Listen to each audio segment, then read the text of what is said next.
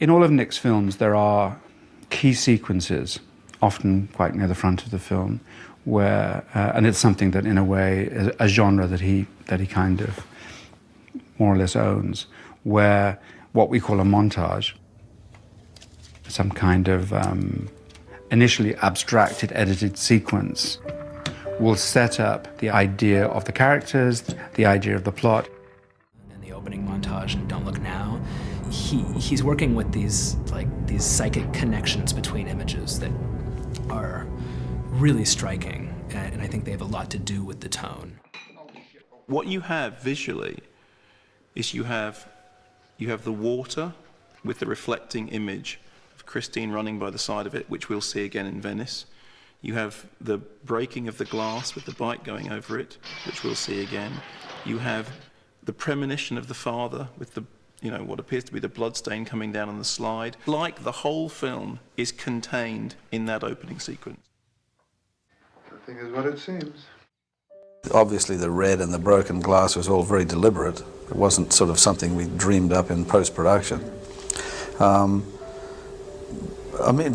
Nick always talked about this picture as being his exercise in film grammar, and he accentuated that with me over and over again.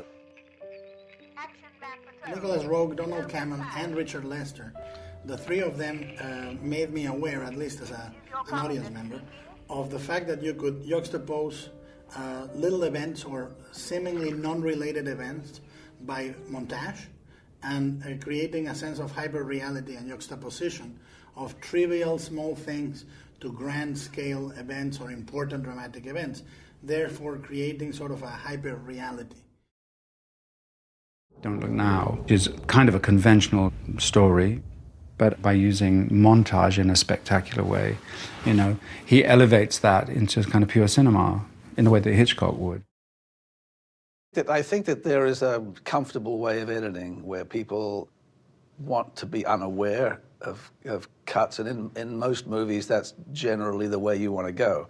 But in this movie I deliberately cut in unusual rhythm. I would hold shots when there seemed to be no reason to do so, or I would cut off them too quickly, or I would cut to things that were 180 around and not in the same line.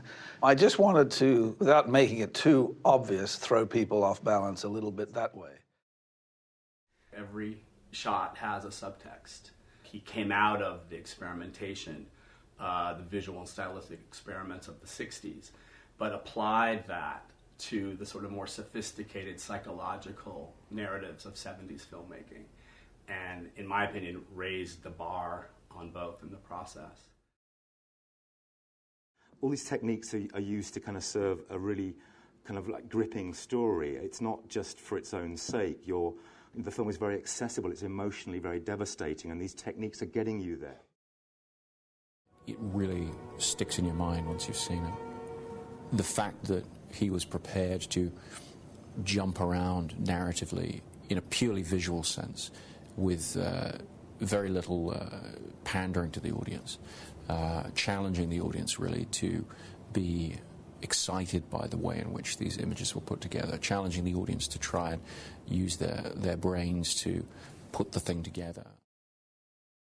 And then his style of editing and the fact that he was a cameraman, all these things, I think he sort of created a new film language. He's got the most brilliant eye because he's come up through camera, but he seems also from the get-go to have an understanding of editing that took sort of montage and editing into a whole new area for cinema.